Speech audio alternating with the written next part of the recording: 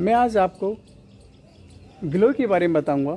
ये जो ग्लो है आप देख रहे हैं, ये क्रीपर होती है यानी बेल के रूप में होती है, और ये आपको रोडों पर भी, दीवारों पर या पेड़ों पर कहीं भी मिल जाएगी।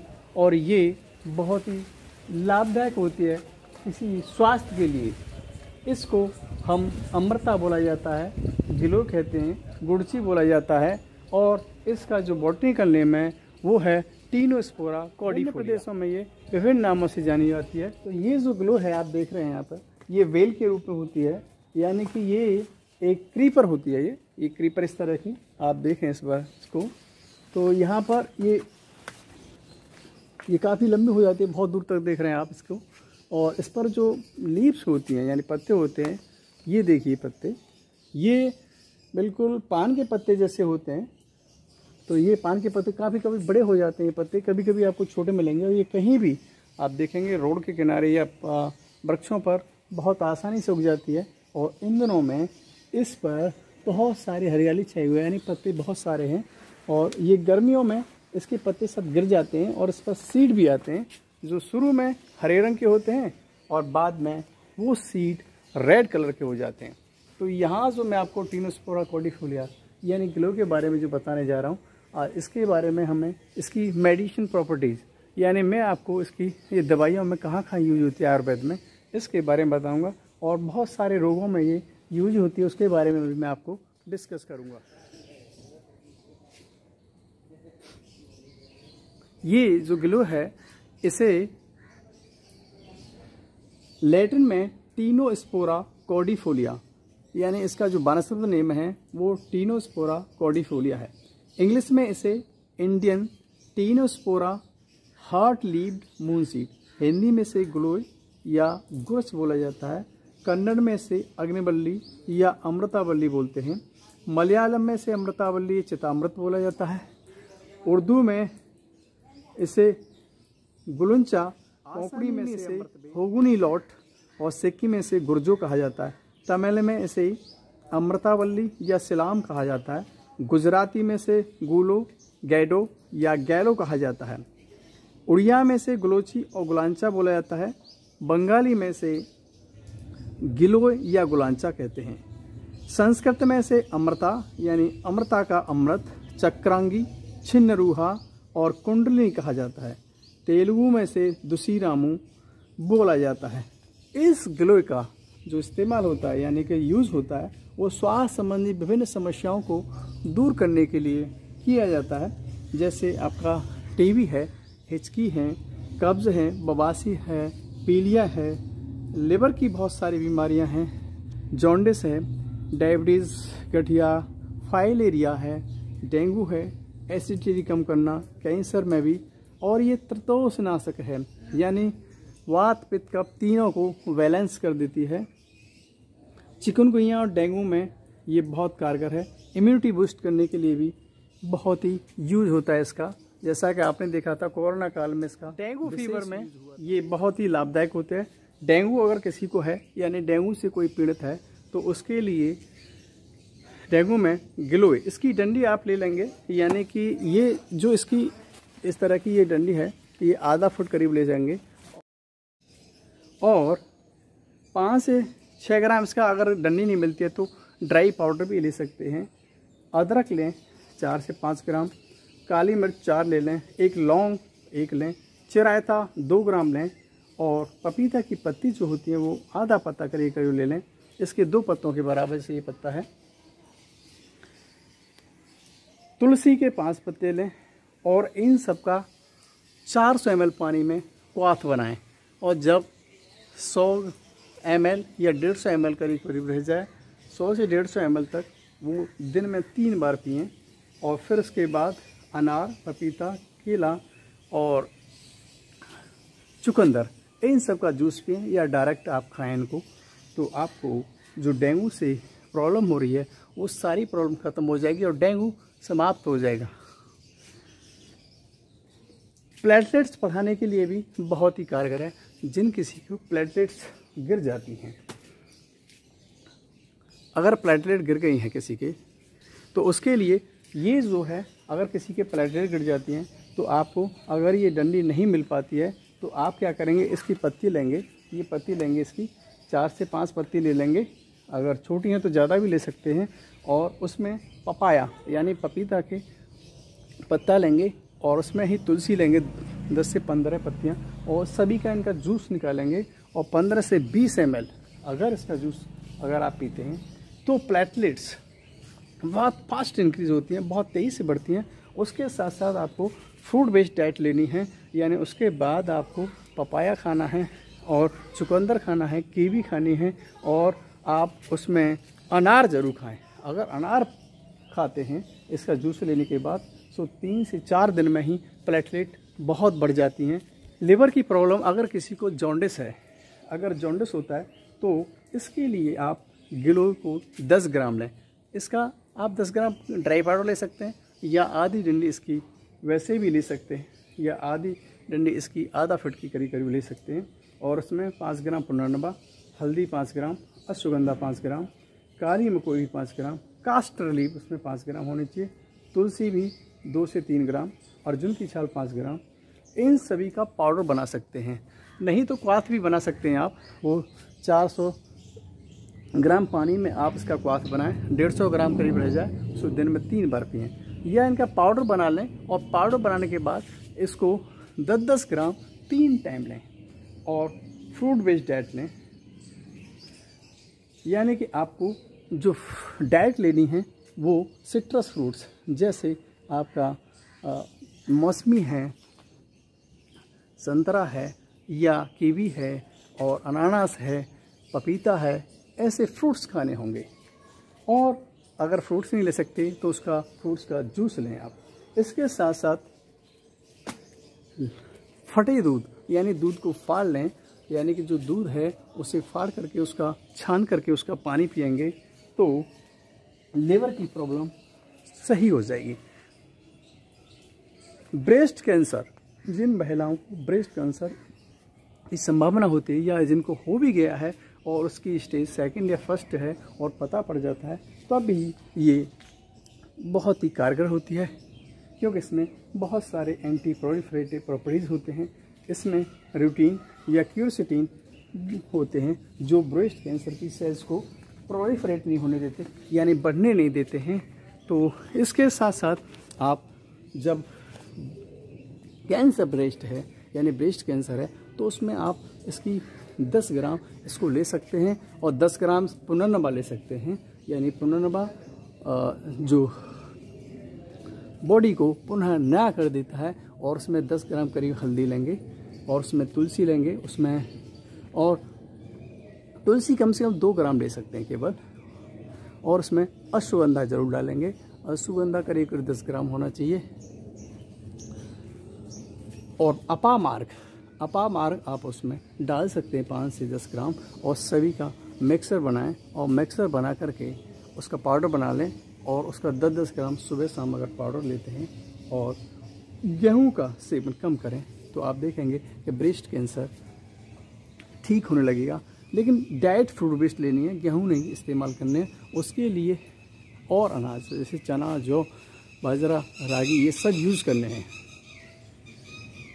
डायबिटीज़ के लिए, अगर जिनको डायबिटीज़ है, चाहे वो डायबिटीज़ टाइप 1 है या टाइप 2 है, उनके लिए भी ये गिलोय बहुत ही कारगर होती है, बहुत ही लाभदायक होती है। उसके लिए इस गिलोय का 5 ग्राम ले लेंगे पाउडर। 5 ही ग्राम इसमें आप जामुन के बीजों का पाउडर लेंगे, 3 ग्राम अर्जुन लेंगे, और 3 से 4 ग्राम ही शहदी भी होती है एक, जिस पर मैंने एक वीडियो बनाया है। 5 ग्राम मेथी दाना लेंगे, 10 ग्राम अदरक लेंगे, 10 इन सब का पाउडर बना करके फिर सुबह शाम 10-10 ग्राम लेंगे। और योगा ज़रूर करें, और सनलाइट में 15 से 20 मिनट तक योगा करें। कपालभाति ज़रूर करें, या अन्य प्राणायाम भी कर सकते हैं, और योगा भी कर सकते हैं। तो 10-10 ग्राम डेली जैसे ही लेंगे 2 बार, और फ्रेश फ्रूट्स और वेजिटेबल जैसे ही लेंगे आप, तो आपको 1-2 महीने में ही ये डायबिटीज़ कंट्रोल हो जाएगी, यानी डायबिटीज़ से आप मुक्त हो जाएंगे। हाई कोलेस्ट्रॉल को भी ये कम करता है, यानी जो कोलेस्ट्रॉल जिनका बढ़ा होता है, ये कोलेस्ट्रॉल को बढ़ाने वाले जो टॉक्सिन्स होते हैं बॉडी में, उनको बाहर निकाल देता है। और ये बॉडी में हार्मोन्स और एंजाइम्स को बैलेंस कर देता है, जिससे कोलेस्ट्रॉल नहीं बढ़ता है, कोलेस्ट्रॉल कम रहता है। इम्यूनिटी बूस्ट करने के लिए भी ये बहुत ही कारगर है। जैसा कोरोना में देखा था कि लोगों ने बहुत इसका स्वाद पिया था, इसमें बहुत सारी और भी चीज़ें उन्होंने डाली थी तो इम्यूनिटी बढ़ाने के लिए, कि इसमें बहुत सारे एंटीऑक्सीडेंट होते हैं, इसमें एंटीपायरेटिक भी होता है, एंटीपायरेटिक प्रॉपर्टीज़ भी होती हैं, एंटी फंगल भी प्रॉपर्टी होती हैं, एंटी वायरल भी प्रॉपर्टीज होती हैं, फाइटोकेमिकल जैसे हम बोलते हैं, तो वो फाइटोकेमिकल्स होते हैं जो बहुत सारे फ्री रेडिकल्स को और टॉक्सिन्स को बॉडी से निकाल देते हैं और आपके बैक्टीरिया यूटीआई इन्फेक्शन को ख़त्म करते हैं, बैक्टीरिया को रिमूव कर देता है, वायरस को भी और फंगल को भी फिनिश कर देता है और आपकी बॉडी को ये स्ट्रॉन्ग बनाता है और इम्यूनिटी सिस्टम को बहुत ही स्ट्रॉन्ग कर देता है, जिससे बीमारियों से मुक्त रहा जा सकता है। स्किन के लिए ये बहुत ही अच्छा है। आँखों के चारों हो मुहासे हैं या झाइयाँ पड़ जाती हैं आँखों के चारों, चेहरे पर दाने निकल आए, काले धब्बे होते हैं, उनके लिए बहुत ही अच्छा है। चेहरे इसका जूस निकालें और हल्के कपड़े से जूस को उसके चेहरे पर लगाएं एलोवेरा मिला करके, तो ये चेहरा आपका ग्लो करने लगेगा, यानी चेहरे पर ग्लो आ जाएगी और चेहरा झाइयों से काले धब्बों से मुक्त हो जाएगा। आँखों के लिए भी ये बहुत ही अच्छा है। आँखों के लिए इसका ग्लो को उबालें, इस ग्लो को उबाल सकते हैं जिनकी आँखों में प्रॉब्लम है। इस उबाल करके इसका जो पानी बचेगा छानने के बाद, उस पानी को कपड़े में लेकर आँखों को ऊपर रखें, जैसे कि काट कर हम खीरा रखते हैं या टमाटर रखते हैं, तो ऐसे ही स्लाइस के रूप में हम रखते हैं। ऐसे ही कपड़े में लेकर के इस पानी को आँख पर रखेंगे तो आँखों की रोशनी बढ़ जाएगी और आँखों में जो जलन हो रही है या लाल पड़ गई हैं किसी इन्फेक्शन से, वो भी सही हो जाएंगे। अस्थमा में ये बहुत ही कारगर है। जिन लोगों को अस्थमा है तो वो या सांस की अन्य परेशानी, उनके लिए भी ये ग्लो बहुत ही लाभदायक होता है। उसके लिए वो 10 ग्राम करीब आंवला लें, 2 ग्राम नीम और 5 ग्राम ग्लो लें, 5 ग्राम इसमें हल्दी और 10 ग्राम अदरक और 5 ग्राम वासा, इन सब का पाउडर बनाएं और 10-10 ग्राम अगर 3 टाइम लेते हैं। इसका अगर वो नहीं ले पाते हैं तो इसका क्वाथ भी बना सकते हैं। तो इसके 10-10 ग्राम जैसे ही आप इन सब का पाउडर लेंगे, वो भी पानी से ले सकते हैं आप, तो आपको बहुत ही राहत मिल जाएगी। जिसके अस्थमा के कारण छाती में जकड़न है, सांस की तकलीफ है, खांसी घबराहट आदि हो रही है, वो सब सही हो जाती है। इसका क्वाथ भी बना सकते हैं। मस्तिष्क के टॉनिक के रूप में काम करता है ग्लो। ये जो मानसिक तनाव और चिंता को भी कम करता है ग्लो की। इसके लिए क्या करेंगे कि जिनको मानसिक तनाव है, चिंता है, एग्जाइटी है, बहुत सारी परेशानी हैं, तो उनके लिए ये इसकी जड़ का इसकी ग्लो की जड़ का 5 ml जूस लेंगे। ब्राह्मी उसमें डाल देंगे 5 ml ब्राह्मी, और उसमें कूट होगा 3 ग्राम। इन सब को मिक्स कर लेंगे और इन सब को 2 टाइम करीब करीब लेंगे। 8 से 10 ग्राम अगर हम दूध से ले सकते हैं या पानी से भी ले सकते हैं, तो बुढ़ापे में जो मस्तिष्क में प्रॉब्लम आती है वो भी सही हो जाती है, या जवानी में भी यानी यंग स्टेज में प्रॉब्लम आती है तो वो भी आपकी सही हो जाएगी। गठिया में भी ये बहुत काम आता है। जिनको अर्थराइटिस है, ये हल्का गर्म होता है ये तासीर इसकी, तो अर्थराइटिस में ये भी काफ़ी लाभदायक होता है। जोड़ों में दर्द और सूजन को भी कम करता है। अगर घी के साथ इसका उपयोग किया जाए तो दर्द में बहुत राहत होती है। गाउट के लिए अरंडी के तेल के साथ भी इस्तेमाल किया जा सकता है इसका। रूमेटॉइड गठिया के लिए इसे अदरक के साथ कर सकते हैं। और गठिया अगर ज़्यादा है तो इसमें आप अश्वगंधा मिलाइए, उसमें हल्दी मिलाइए और उसमें थोड़ा सा अदरक डालेंगे आप, और उसमें सहजन की पत्तियाँ होंगी 10 ग्राम करीब। इन सबको 10-10 ग्राम लेकर के अगर यूज़ करते हैं तो आपको गठिया में आपको बहुत ही आराम होगा, सूजन नहीं होगी और दर्द से भी राहत मिल जाएगी। इस ग्लो में एफ्रोडियासिक यानी कामिच्छा को बढ़ाने की बहुत ही पावर होती है। इसके लिए आप ग्लो लें, अश्वगंधा लें, शिलाजीत लें, सफ़ेद मूसली और अकरकरा लें। इन सबको 10-10 ग्राम लेकर के, और अगर 2 टाइम दूध से लेते हैं तो उससे एफ्रोडियासिक यानी कामिच्छा की वृद्धि हो जाती है। तो ये मैंने जो ग्लो के बारे में आपको कुछ बताया, यानी इसकी प्रॉपर्टीज़ बताई, ये जो प्रॉपर्टीज़ हैं ये आपको बहुत ही फ़ायदा देंगी। ये जो ग्लो है देखिए आप यहाँ पर काफ़ी छाए हुए इस समय, और ये देखिए इसकी पत्तियाँ जो होती हैं मैंने पहले बताया था हार्डली शेप्ड होती हैं, तो यहाँ पर ये काफ़ी मात्रा में है, ये आप देखें यहाँ पर, तो ये कहीं भी दीवार पर, यहाँ पर ये दीवारों पर है और ये कहीं भी आपको पेड़ों पर चढ़ती हुई मिल जाएगी। आप ये देखेंगे ये बहुत चढ़ी हुई इस समय, देखो इससे वहाँ जा रही है और यहाँ से ये पेड़ पर भी जा सकते हैं, यहाँ से ये पेड़ों पर चढ़ जाती है यहाँ से, और पेड़ों से फिर ये पेड़ों से कहीं भी किसी में भी ये क्रीपर का रूप होती है, ये क्रीपर्स होती हैं, यानी ये बेल के रूप में होती है और ये कहीं पर चढ़ जाती है और वहीं पर, और ये बारिश के समय बहुत तेज़ी से इंक्रीज़ होती है, बढ़ती है। इसे अपने घरों में ज़रूर लगाएं ताकि आप इसका फ़ायदा ले सकें, और ये बहुत अच्छी भी लगती है, एनवायरनमेंट को भी ठीक रखती है। तो इस ग्लो को यूज़ करें, अपने घर में लगाएं और अपनी इम्यूनिटी को स्ट्रॉन्ग करें। हाँ, इसका जिनका इम्यूनिटी बहुत स्ट्रॉन्ग है, यानी लोगों से लड़ने की जो क्षमता है, प्रतिरक्षा क्षमता स्ट्रॉन्ग है, वो इसका ज़्यादा यूज़ नहीं करें। वैसे इसका कोई साइड इफ़ेक्ट नहीं होता, इसे कोई भी खा सकता है, छोटा बच्चे को भी इसका जूस दे सकते हैं, कोई प्रॉब्लम नहीं है। लेकिन अगर ज़्यादा इम्यूनिटी स्ट्रॉन्ग है जिनकी, तो वो इसे ज़्यादा यूज़ नहीं करें, क्योंकि ये इम्यूनिटी को और बढ़ा देगी। ऑटोइम्यून डिजीज़ जो होती हैं उनके लक्षण इसमें बढ़ जाते हैं।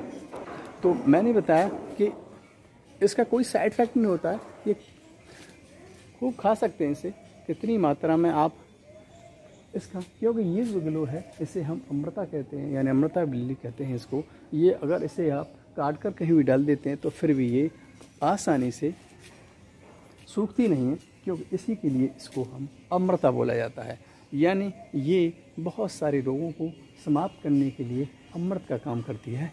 इसलिए अगर आपका इम्यूनिटी सिस्टम स्ट्रॉन्ग है तो इसको बहुत ज़्यादा ना लें, हफ्ते में 1-2 बार ले सकते हैं, चाय में डालकर ले सकते हैं। तुलसी के पत्ते जिस तरह से डालते हैं, इसका एक पत्ता ही डाल सकते हैं, इसकी थोड़ी सी डंठल भी काट कर ला सकते हैं, तो इम्यूनिटी स्ट्रॉन्ग रहती है।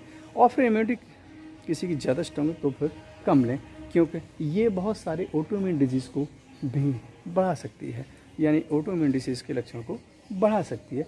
इसलिए ये बात अवश्य ध्यान रखें। वैसे इसका कोई भी साइड इफेक्ट